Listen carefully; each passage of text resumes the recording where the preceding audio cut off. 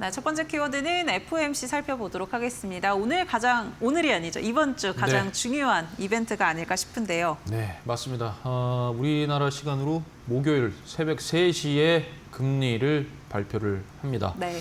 이번이 가장 중요한 이유가 일단 케빈 워시 연준 의장이 신임 이제 되고 나서 처음 하는 FOMC 금리의 방향성을 볼 수 있는 자리입니다.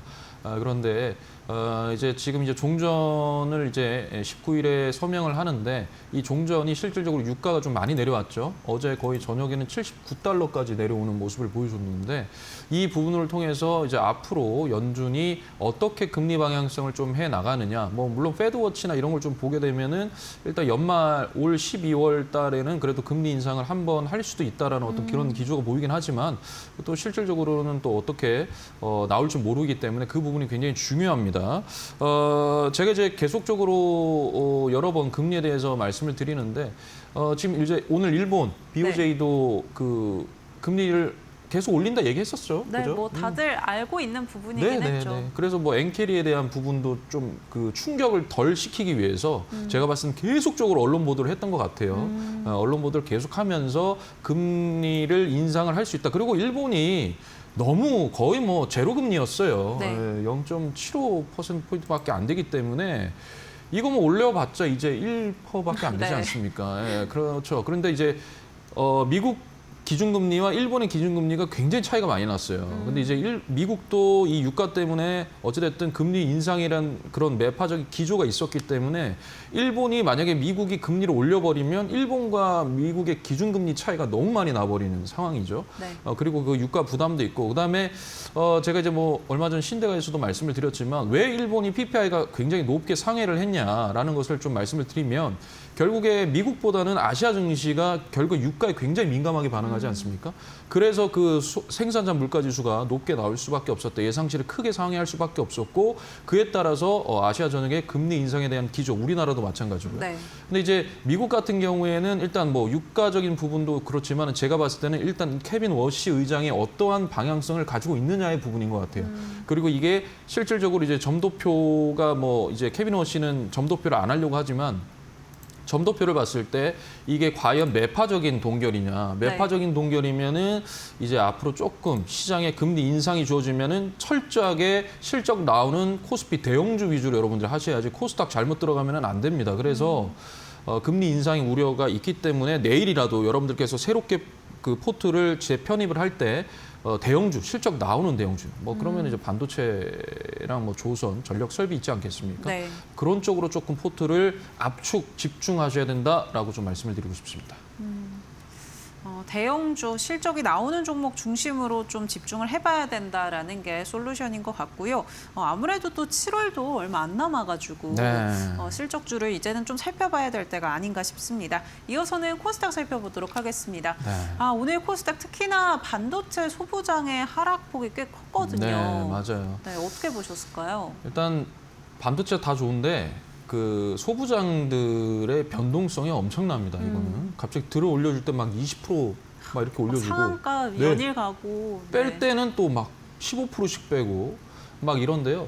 일단 여러분들이 이제 그걸 좀 아셔야 돼요. 제가 어제 이제 밴드에다가도 좀 저녁에 올렸는데 그 코스피의 EPS, 주당 순이익, 그다음에 코스닥의 EPS를 봤을 때는 원래 이제 이게 지금 코스피가 엄청나게 지금 많이 올라간 상태예요. EPS가 주당 순이익이. 근데 코스닥은 거의 제자리란 말이에요. 그런데 그러니까 12달 선행 퍼를 봤을 때는 이 코스닥이 압도적으로 높아요. 퍼가. 그러면 코스피가 지금 저평가 구간이라는 거예요. 어떻게 보면. 이익은 나오는데 저평가 구간이다. 그러면 우리가 반대로 생각해 봤을 때 우리가 외국인이든 기관이라고 생각을 했을 때도 아무리 이제 코스닥이 여러 가지 뭐 재료가 있잖아요. 뭐 10월에는 승강제가 있고 그다음에 뭐 국민 성장 펀드도 있고 뭐 여러 가지 어떤 수급적인 면에 대한 부분이 있긴 하지만 그래도 코스피가 코스닥에 비해서 이익 대비 저평가라고 판단을 하기 때문에 계속적으로 코스피로 수급이 들어온다라는 겁니다. 그래서 똑같은 반도체라고 하더라도 코스피와 코스닥이 똑같은 기판이라고 하더라도 코스피가 덜 밀리는 거예요. 그래서 예를 들면 뭐 대덕전자다. 여기는 심택이다 이랬을 때 두 개를 놓고 보면 또 밀리는 방향성이 좀 다르거든요. 그래서 코스닥과 코스피는 철저하게 시장의 고평가에 따라서 코스피 쪽으로 좀 더 수급이 들어오기 때문에 상대적으로 반도체 소부장, 코스피에 있는 반도체 소부장은 덜 밀렸다. 하지만 코스닥의 반도체 소부장은 확 밀어버렸다라는 거고요. 제가 그다음에 차트 보면서 좀 설명을 해드리겠습니다. 코스닥이 이 1050포인트, 제가 저번에도 한번 코스닥 말씀을 드려가지고 1050포인트 여기가 저항이다라고 계속 말씀을 드렸어요.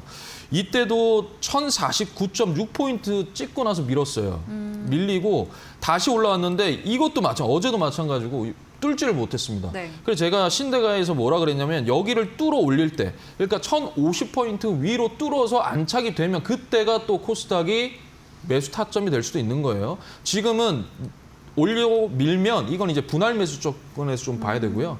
만약에 코스닥이 1050포인트를 밀어서 안착이 되면은 어떻게 보면 조금 추격 매수를 해도 되는 그런 부분으로 저는 생각을 하고 있습니다. 왜냐하면 여기가 엄청난 저항이거든요. 앞쪽에서도 계속적으로 1050포인트를 뚫어서 올렸고 밀고 지지받고 올라가고 다시 지지받고 근데 이제 밀었잖아요. 그러니까 1050포인트가 어떻게 보면 굉장한 저항대이기 때문에 여러분들이 코스닥은 1050포인트 이상 올라갔을 때 한번 좀 집중을 해보시는 것도 나쁘지 않다. 그 전까지는 코스닥은 변동성이 클 수밖에 없습니다. 네.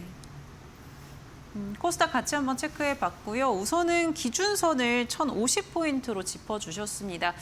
계속 저항과 지지의 역할을 하고 있는데 이걸 돌파할 때 좀 더 추격 매수가 가능하다라고 이야기해 주신 부분 체크해 보시면 좋을 것 같고요. 이렇게 좀 더 자세한 전략들 나는 좀 받아보고 싶다.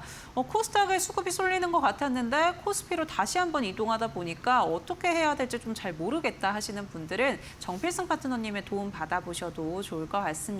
아래 보이는 QR코드 통해서 파트너님과 함께 하실 수가 있는데요.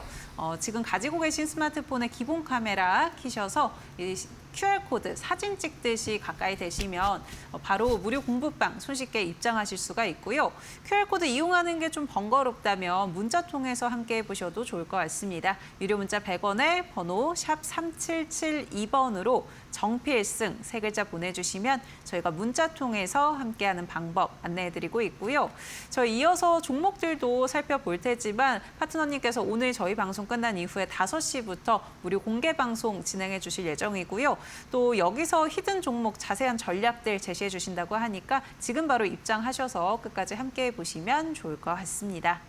아울러 이데일리온 파트너의 사칭 사례가 발생하고 있습니다. 피해받지 않도록 주의하시기 바랍니다. 저희는 이어서 어떤 종목 내일장에서 또 담아볼 수 있을지 같이 한번 체크해 보시죠.